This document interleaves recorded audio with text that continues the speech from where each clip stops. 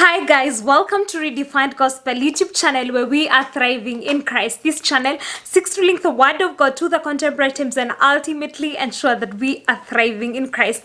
In case you're new here and this is the very first time you're coming on here, hi, my name is Angel Rogue and I create content around faith, law and personal development. So if you're interested in that kind of content, kindly hit on the red button, written subscribe and click on the bell that will appear and click on the option also to get all post notifications each time I upload. If you are a returning viewer, you clearly enjoy my content, kindly do subscribe. All right. kindly do subscribe and I really appreciate. Thank you so much for clicking on this video, and without further ado, let's get straight right into today's video.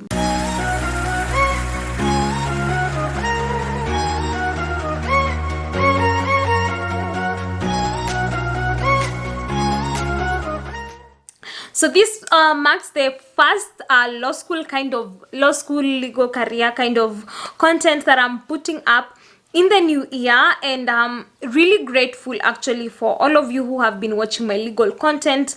As I was doing my end of year analysis using the YouTube analytics on YouTube, I realized that the videos that really did well were actually the law school videos. So I'm grateful. I'm happy that you find these videos helpful, and in case you're new and you're wondering which other videos, I have a lot of videos that I'm going to link down on the description box and on a pinned comment that I've shared about my law school journey, most especially about Kenya School of Law. So in today's video, I'm going to be sharing my bar examinations revision strategy. That is the strategy that I employed when I was doing my bar exams, and even towards the beginning of third term. Already I know I have a video was talking about how I was preparing for third term, but I really want to go unit by unit. As you can see from the title of this video, I want to go per unit. What was my strategy in civil litigation? Now I always aim to create evergreen content, that is content that will last for years, for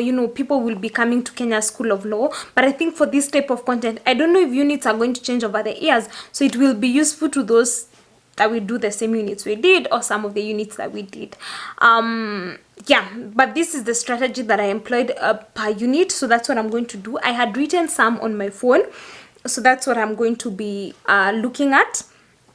And then some I think will come from my head because I didn't complete to do the outline in time for the time I was to start recording this video. So yeah, I have quite a number, but I'm going to go unit by unit. Also, this is a disclaimer that it doesn't mean that this is the strategy, that if this is the strategy, if you don't employ this strategy, you're not going to pass. If I'm not trying to do that, I'm not trying to show that this is, I'm not trying to play a know-it-all. When I'm talking about my exams, I'm talking about the out of 60 exams. I'm away from orals and stuff. And I think maybe some of the reasons why I scored highly in some units was because of the strategy employed.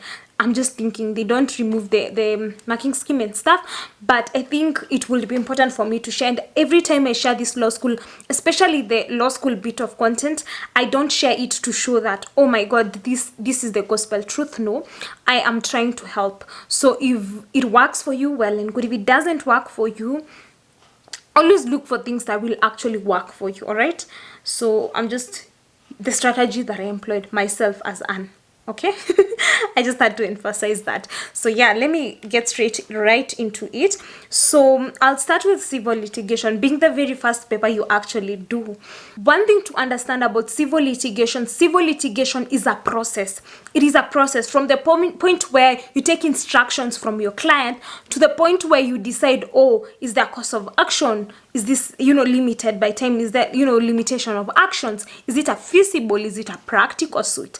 To the point where you decide, oh, I'm taking you in, so these are the fees, this will be a fee agreement, and actually getting to a point of drafting the initial documents and thinking through, what am I going to be using? Am I going to use a plaint, a petition? Am I going to use a memorandum of claim? What am I going to do? To the point where you actually, file, to the point of, if you're a defendant, the point of entering appearance, to the point of pre-trial, to the trial stage, to the point where you get the judgment, and after judgment, it doesn't stop at that, to the point of, actually execution of that judgment, if you need to do a review or an appeal. Thinking through it like that, and I think I've kind of gone through, the whole course outline in, you know, that paragraph, but thinking of it as a process. And so then even as you're studying, don't just sit down and execution, summary procedure. Try to understand that as a process. So if it's jumbled in your head, it is as simple as going to question 1 and think about taking instructions. And if you need to draw graphs of, you know, the how you're going to do it, understand it as a process. It will really, really help you knowing that it is a process. Civil litigation is a process from the point you take instructions to the point that you get the fruits of the judgment. The second thing is to understand that for civil litigation, the civil procedure rules need to be your friend, because civil procedure rules will guide you throughout the process. So if you have your civil procedure rules at your fingertips, so whenever you're talking about service, how to serve documents, you understand, how do I serve to a corporation? How do I serve to a person in prison? How do I serve to this? You know order 5 like this. If you're thinking about something like pre-trial, you know your order 11, you know about your order 10, about judgment in default, you know about, you know, all those things. I'm not here to reiterate and to talk about every order, but understanding the rules. Then the third thing, which was in my game plan, was to think through when I'm taking instructions. Okay, I've taken instructions. After that, what happens next? I will draw a demand letter. So the first drafting I have to do is demand letter. So I used to look at drafting per topic. It really helps. There's a lot of drafting you need to do, so you can't be really disorganized. And for me, in my mind, I usually work with structure, so you can't really afford to be disorganized and to be in a place where you're like, oh, there's a notice of motion here, there's an in here. When you have the process in your mind, it becomes very easy. So that then when you're thinking about stuff to do with applications or temporary injunctions, you're thinking about at the point where, okay, we are about to start this trial, but I need to preserve the subject matter. What are the various things that may come in? Someone is alleging, or I am apprehensive that they will take this property out of this jurisdiction. What application? So looking at it as a process and drafting and learning how to draft. And if you do not have the advantage of having, you know, worked in a firm that gives you all these drafting things, because for me, I think the advantage was, before we did our exams, we had already started our pupillage, and so then some of the drafting came very easy. You really need to start practicing now how to draft, because one thing you will realize during the exams, the time is so little. Like, you have so little time to so little, it looks like a lot, but you have so little time to draft all those things. So then it won't help just sitting down and thinking, oh my god, how does a notice of motion look like? You don't have that time. The time you have is to actually draft. And so then it is really important to really practice on the drafting aspect of it. And then finally, look at the examination questions and try to draft. Look at how they frame those questions. They're not going to tell you, oh, kindly draft, they won't even tell you kindly, but, you know, draft a notice of motion application. No. You'll be given a scenario and you'll be told to draft the relevant pleadings or the relevant applications. So it is really important for you to look at how questions are tested and actually attempt them. If it is possible to discuss, you know, as people of the same year, always consult. I would say throughout revising for your bar exams, never tire about consulting. Consult your colleagues, consult those who did the exams behind you, consult even lecturers. If you have a rapport with a certain lecturer, consult. Consulting, I think this goes across all units. Consulting should be your friend. The other one is criminal litigation, and I think criminal litigation and civil litigation go hand in hand. Both of them are a process. So for me, I looked at it as a process. I'm usually those people of starting from topic 1 of the course to topic last and trying to connect it, so then I can stand, you know, towards, you know, on that day of the exam room, and as I'm looking at the topics, I can look at them from, you know, topic by topic by just closing my eyes, because I have looked at it like that. And of course, using the techniques, the study techniques that I employ, and I've talked about my law school study techniques. I'm going to link that video down below. Things to do with active recalling and spaced repetition to ensure that I then grasp whatever content that I am studying. And then the other thing I used for criminal litigation was the judiciary bench book. It's a great book. It will have everything. Like, if you read the bench book, I don't think and not just reading it, but understanding what it has and then reading it together with the criminal procedure code, it will be so easy for you to do the exam. And then also the same way as civil litigation, looking at it as a process, looking at it, you know, from the point where someone is arrested to the point when this person needs bail. So what applications will you need? What kind of bail is it? Is it pending an appeal? Is it if it's pending an appeal, then what are the things that you need to look at? So then, and knowing how to draft that. I know there are documents that go around on all the application for criminal litigation. If you get a hold of those documents, kindly make them of use and draft as much as possible. I cannot emphasize, draft as much as possible. It will give you an easy time in the exam room when you are drafting, because you will have practice, and you know, practice makes perfect. And the other one is commercial transactions. So commercial transactions is really wide, and there are a number of topics. So when you think about mergers, companies, partnerships, MPSR, movable property, insolvency, and all that. So my strategy was looking at the relevant acts. So like the MPSR for movable property, there are no notes. It's something very new. So for me, I took the MPSR Act and I read it cover to cover. As I'm talking about these things, if you've not done all these things, it may look like a lot of things to do. So at the end of this video, I'm going to be talking about how then you can simplify that or structure your reading more, so then you can be in a position to cover all this kind of content.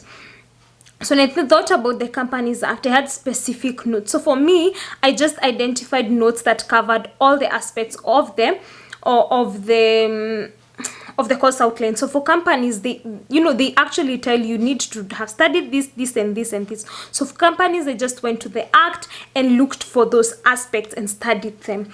Knowing that it's commercial transactions, that teaching you, there's more, the substantive aspect is also tested, because I remember us being taught about partnerships. So it is important for you to ensure that you have notes that cover all the aspects of the course outline. So you see, like for instance, something like the Companies Act, you can't read it from cover to cover. So you have to be smart about it and look at the aspects that are being covered. When it comes to mergers, the same thing, looking at what needs to be covered and looking at notes that actually cover that. So for me, that's how I did my commercial transactions. It was bulky, but I'm glad I covered all the aspects, because it gives you confidence as you're going to do your exam that you have actually covered all the aspects that need to be covered.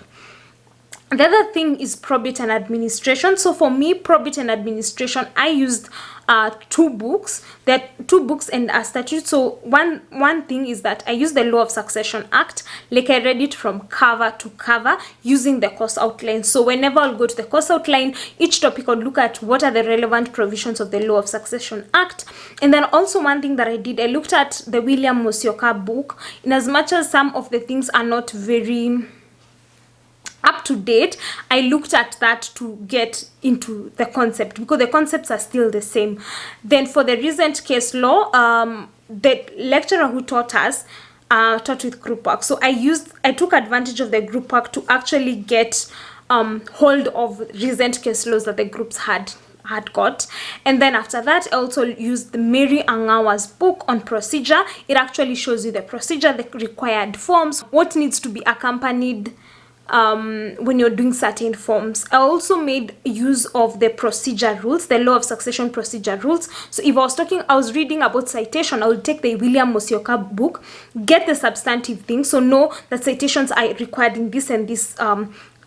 These are the grounds if you want to do a citation, or these are the instances actually when you need to do a citation. Then I will take the Mary Angawa book and look at the procedural aspects. What are the forms that are required? And I will do that hand in hand with the procedure rules.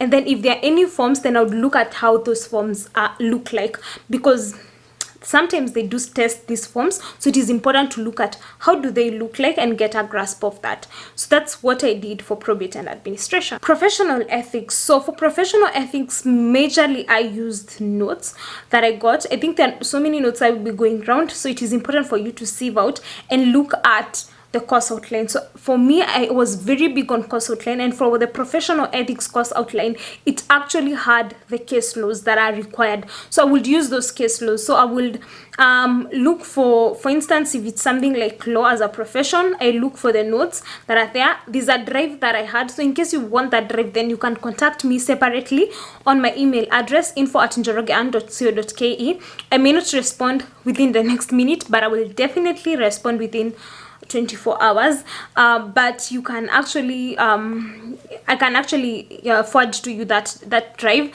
So I would look at a certain topic, I look for those notes, I write them. If there are additional statutes that I need to add, that's what I will do. So that's how I worked around a professional ethics. And it really helped to even look at the past papers. I know I have not talked about past papers in commercial transactions, majorly because there was a transition in syllabus, and what we actually were tested on was very different from what the previous years were actually tested on. So that was different. But for professional ethics, also looked at the past papers just to get a grasp of how they are tested, and also some questions are actually usually repeated, so it is really important to do that. Legal practice management, so it is divided into 3 areas. So there is the office practice, there is the human resource, and there is accounting. So first of all, when it came to office practice, for me, for office practice and human resource, I used Dr. Kimari's books to make notes. So I had notes for, based on the course outline. So I used Dr. Kimari's notes and some notes that I had. If you would like these notes, I will be free to actually send you. Just email me, and I'll respond within a reasonable time frame. Also, for accounting, for me, I have an accounting background in that I've done CS, Certified Secretary's course. I also started off as CPA, so I've also done CPA, not the whole of it. So and accounting is something that comes very naturally to me. So I think how I revised accounting was through teaching others. So that's how I did it. But actually my strategy throughout is just reading everything from top to bottom. So that's what I did, reading everything from the first topic all the way to the last topic. I think for office practice and human resource management, I employed a lot of testing myself. So reading the notes, writing the questions, like writing the notes in question form. Then after maybe 3 study sessions, I spaced repetition. You need to watch that video to understand. After 3 study sessions, then I would sit down and write the answers, and then mark myself and see the points that I'm forgetting. For accounting, it was more of practice. So I had a certain book I was using, and then I took all the past papers and listed down. So I think I had that list. I don't know if I deleted it or something, but I had a list of, if it's partnership questions, these are the relevant questions in the past papers, and I attempted all of them. So in partnership questions, when it came to no, we didn't do company accounts. Gosh, I'm forgetting it. It's just the other day. When it came to correction of errors, journal entries, and stuff like that. When it came to partnerships accounts, and I think I've repeated partnerships accounts, but you get the drift. With advocates accounts, you get the drift. So I did all the past paper questions, and one thing that normally happens, they will most of the times they will repeat the questions in the past papers, especially the accounting questions. So you need to get a grasp of that. So if you have actually done it, it becomes very easy for you to actually be in a position to remember what how you were attempting that particular question, how you are attempting that question. So that's what I did for legal practice management. Conveyancing. So for conveyancing, one thing to understand, this is not land law. This is more of procedure. This is more of your client wants to purchase land. What's the procedure? Where do they need to go? What forms do they need to fill? What do they need to accompany their documents with? It's more of that. Or someone has passed on and you need to get land from that person. It is still in the title of the deceased person. What do you do? So it's more of that. So what I actually did for my personally, I looked at the Land Act. I made the Land Act, the rules under the Land Act, the Land Registration Act, and the rules under the Land Registration Act, my friend. So what I would do, I would go to, for instance, if it is transfers, I will just go straight into the what does the Land Act say, what do the land rules say, what do I need to accompany. Simple. That's what I did, and it really helped, because then those are the kind of questions you asked. And then another thing is past paper questions. For conveyancing, the trend that I saw is that there's a lot of repetition of questions, and it is important for you to know what they have asked in previous years.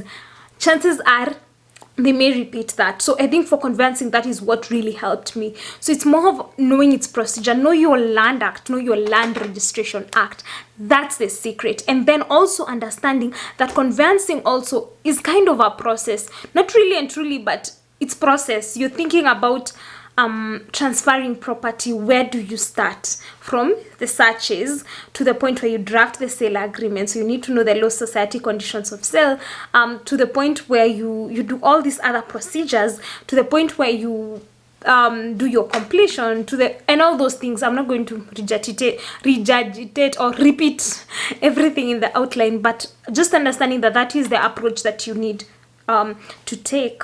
Legal writing and drafting. I think for me, for legal writing and drafting, I use that drive I told you guys about, just to get the notes. And then also there was a lot of just understanding what are the basic rules that they are, right, in plain English, passive voice, active voice, and stuff like that. Just getting the notes, and then also understanding the things that need to be drafted, know them and write them. So I had a list of everything that you can be asked to draft, from a deed poll to a demand letter to an affidavit to all those things. Know how to draft those things, know how to draft a bill, know how to draft parts of a bill. Attend class, understanding how to do those things. Legal writing and drafting. Drafting is an art that you do by the more you do it. So it is important to do it more and more, and use the past paper questions to guide you. They will guide you on the things they often ask. Try to do it as a group. Consult. I think that will really be helpful. Trial advocacy. I think just read the notes. The notes all over the place. Just make sure you go through the whole course outline. Look at the past paper question. I think for trial advocacy is just going through the course outline, making sure you know content for each of the topics, looking at the past paper questions, and that will be it. I think I've covered everything. Professional ethics, probate. I've covered conveyancing, legal practice management, criminal and commercial. I have covered civil. I've covered trial and legal writing and drafting. So the next thing to ask yourself is, how do you employ this strategy? List down all those things that you need to do. List down like brain dump, write everything that you need to do, and then look at what available time do you have and divide it among the available time. Be realistic. Be realistic, be smart about it, and dividing that, and employ that strategy. I think I'm going to have another video about the examination period, just tips and hacks for that. Guys, there will be a change in quality. My battery has ran out, and I was towards the end of this video, and I didn't really want to spend time waiting for it to charge so that I can finish this video. I really hope you have learned. It was informative. Do comment down below if it was informative. Do comment down below what stood out for you. I'll really appreciate if this video was valuable, if it was quality. Yeah, those are the things I'm aiming for in 2022. That will be it for today's video, the law school videos that go up every Sunday at 6 p.m. And as always, remember that God loves you a lot.